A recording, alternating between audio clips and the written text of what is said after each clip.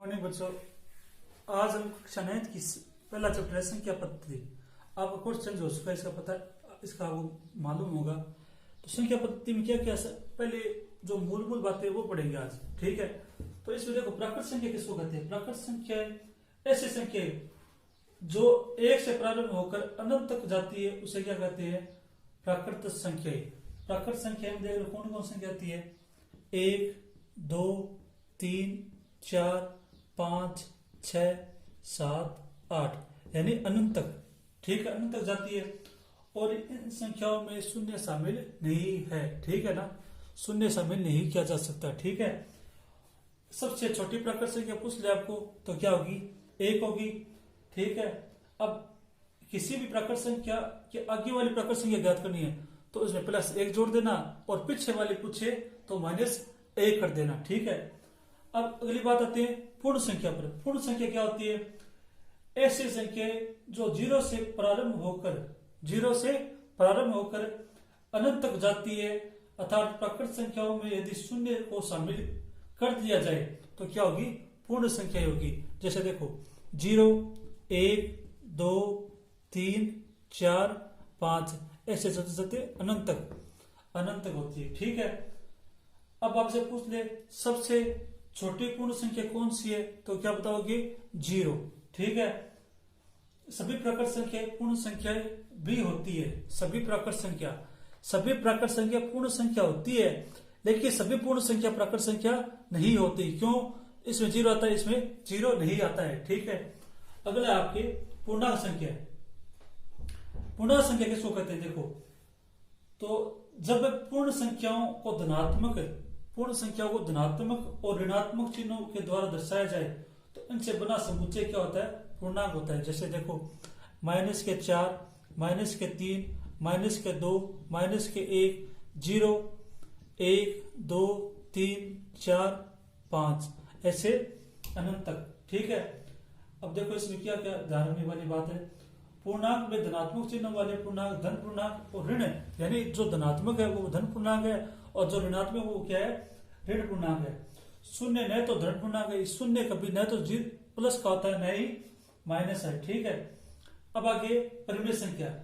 वे संख्या जिन्हें P/Q रूप में लिख सकते हैं, वह संख्याएं जिन्हें P/Q रूप में लिख सकते हैं, ठीक है। जहां P और Q दोनों क्या है? पूर्णांक हो। Q क्या होना हो? इसमें Q क्या ना हो? 0 कभी नहीं होना चाहिए, ठीक है, 0 कभी नहीं होना चाहिए। उन्हें क्या कहते हैं? परिमेय संख्या कहते हैं।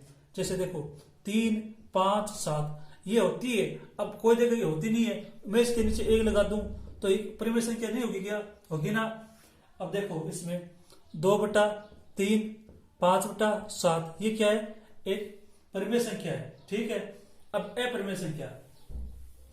वे संख्या जिन्हें P/Q रूप में नहीं लिख सकते, ठीक है, उन्हें क्या कहते हैं? अपरिमेय संख्या कहते हैं। जैसे √2, √3, √5 -√3 ले लो, √6 ले लो, -π ले लो, ये क्या होती है? अपरिमेय संख्या होती है, ठीक है। अपरिमेय संख्याओं का कोई निश्चित अंत नहीं होता। अपरिमेय संख्याओं क्या नहीं होता?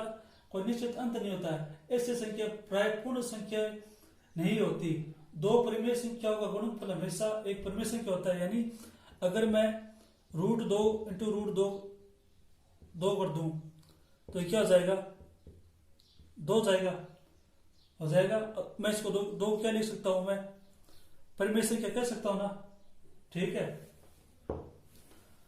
अब देखो इसमें आपके प्रश्नावली में चलते हैं।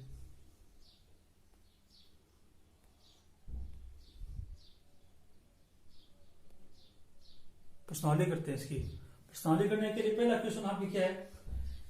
पहला क्वेश्चन आपके प्रश्नावली 1.1 है। पहला क्वेश्चन आपके ये है कि क्या शून्य एक परिमेय संख्या है? क्या इसे P/Q में लिख सकते हैं जहां P और Q क्या पूर्णांक, लेकिन Q क्या ना हो? 0 नहीं हो। Q ≠ 0 दे रखा है। मैंने पहले भी कहा था Q कभी 0 नहीं होगा, ठीक है। तो इसका आंसर होगा हाँ, लिख सकते हैं। लिख सकते हैं। ठीक है, जैसे 0 क्या है, परिमेय संख्या है, इसको ऐसे लिख सकता हूं 0/1, 0/2, 0/3। ठीक है, हर क्या हो, Q को भी ऋण पूर्णांक माना जा सकता है, यानी इसको मैं ऋण भी लिख सकता हूं, धन भी लिख सकता हूं। ठीक है, इसमें अगला क्वेश्चन क्या है, लास्ट ईयर आपने 8th क्लास में क्वेश्चन किया होगा, क्या एक क्वेश्चन क्या था, 3 और 4 के बीच 6 परिमेय संख्या है। कितनी परिमेय संख्या? 6 परिमेय संख्या निकालनी है।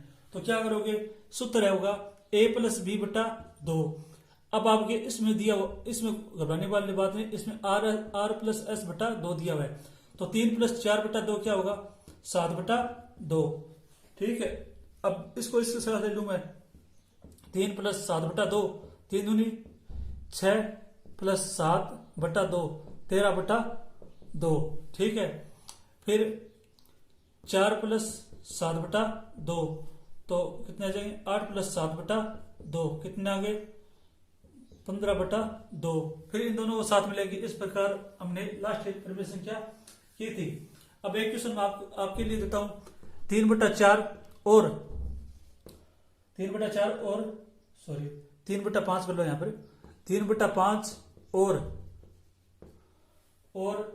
4/5 के बीच की परिमेय संख्या ज्ञात करो। कितनी करनी है, 5 करनी है आपको। कितनी करनी है, 5 करनी है। ठीक है, आगे का हम कल पढ़ेंगे। ठीक है।